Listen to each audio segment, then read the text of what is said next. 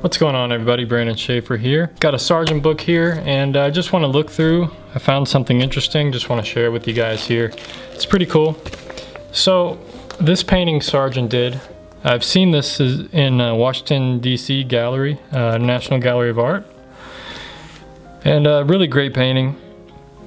And there's a lot of interesting things, history kind of behind it, at least the surviving studies that they have. So I want to talk about that a little bit and just show you kind of what went into this painting that he created. So here on the next pages, he has a small pen and ink sketch. This one is 4.5 by 7 inches, so a very small sketch. And this sketch was actually done after he created the painting. It was for magazines and things like that. It was kind of one of his popular paintings. But here are some studies he did of the figures kind of beforehand, kind of working things out. And really cool. But even cooler than that is that he did a oil sketch that was smaller. This one is 16 by 24. And I believe the original painting, or the final painting, is 31 by 48.5. So he did a smaller little oil sketch, kind of planning out, you know, the whole composition, the figures, the colors, all that stuff. The funny thing is, this was the very first painting he ever exhibited in America, in the US. This oil sketch was actually more popular than the final painting. When he showed the final painting almost half a year later or so at a different location, it didn't receive that much praise or anything. It was more of the sketch that got pretty popular.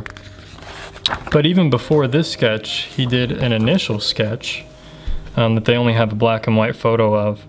But this is 8.5 or 8 3/4 by 11.5, so almost like a sheet of paper nowadays. And you can see it's a very quick little sketch there. And the composition's a little bit different. Still, he has kind of the darkness in the group together in the middle. So it still has the darkness going there in the middle, but I can see how the composition, how he came up with this, because it's an interesting composition and it kind of leads you down to the foreground. So it's just interesting to see how in this area and how he thought and how these things developed over time. And he also did other studies as well of the actual figures.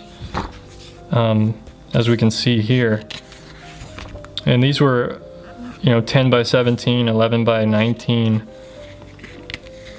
It looks like they were painted on location, but from what I read, it says that it's very iffy that they were actually painted on location, as it says, given the artist's preference for painting in sheltered surroundings to avoid the crush of onlookers.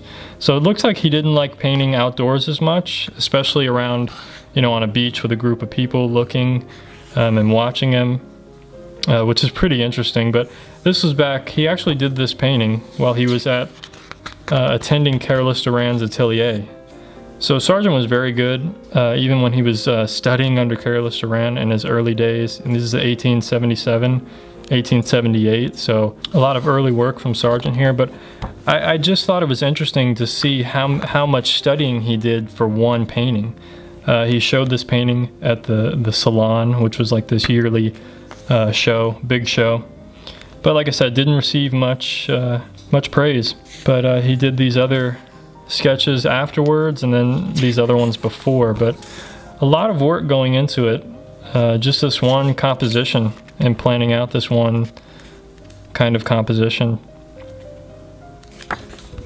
So I thought that was really interesting, and it just made me realize, how much studying can go into one painting, one piece of art, especially when there's people in it, and getting models and having people pose and doing really small, quick sketches, and then slightly larger, working things out. And really, this sketch is very, very similar to the final, what he ended up doing.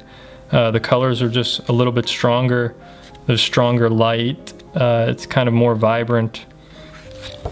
The figures don't really change at all. It's more of the reflections on the ground, how he handled some of the brushwork and filling in some of the background details, and like I said, the light, simplifying some of the clouds.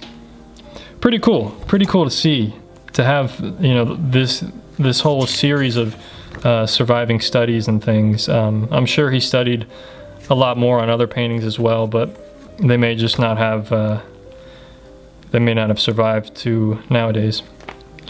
Or they're untraceable, we don't know. So anyway, hope you guys found this interesting, and thank you guys for watching. Keep on painting and drawing, and study up, create some studies, make some good paintings. That's what I'm working towards. Just getting inspired. So anyway, take care of yourself. Peace.